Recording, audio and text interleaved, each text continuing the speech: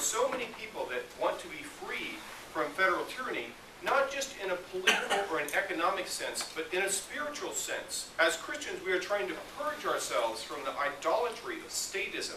We are trying to wash ourselves of the blood guilt of empire. And it's getting worse and worse, and we're realizing that just talking about secession, even though it's hot talk right now, especially with the recent election sham where you choose between globalist A and globalist B, people are realizing that, hey, the whole system is a sham, and it's not going to offer any real opportunities. People are thinking that we need to change in a drastic way. They're talking about secession, and unfortunately, some of them are talking about a breakdown of civil law and order, which we don't support. But these things, talk is cheap. We can talk about secession, and we can do it like as a publicity stunt. We can get out and talk it up, which is great, but we're putting the cart before the horse. We need to get down and practically implement real changes of lifestyle.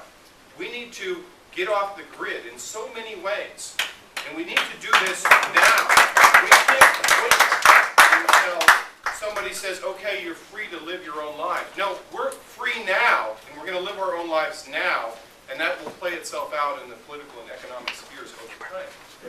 So now we're trying to promote what we call personal secession, and there's many and various tracks of personal secession that you can pursue, and it has everything to do with how you live your lives without government control. Rather than depending upon big government to provide for us, we're depending upon God and the Christian community, as things should be. We've been gifted with life from our Creator, and we're trying to preserve that from cradle to grave. We're not relying on the nanny state.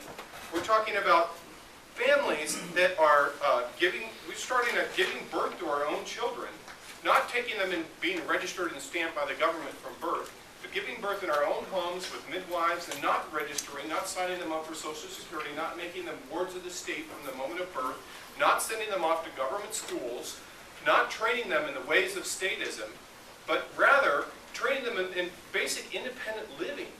And we're talking, a lot of families are moving away from the cities. They're starting to grow their own food out in the country.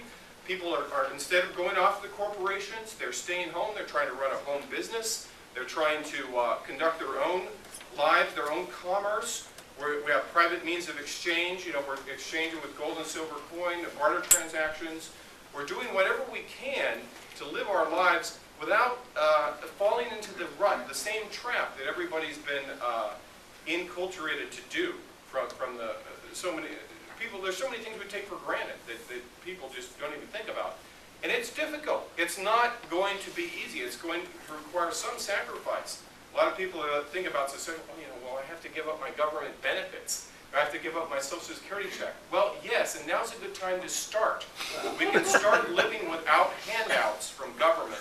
We can start living trusting in God and the gifts He's given us now in our lives, in our families, in our communities, in our churches. At the local level, we need to govern ourselves right now and live as free men right now without waiting for permission.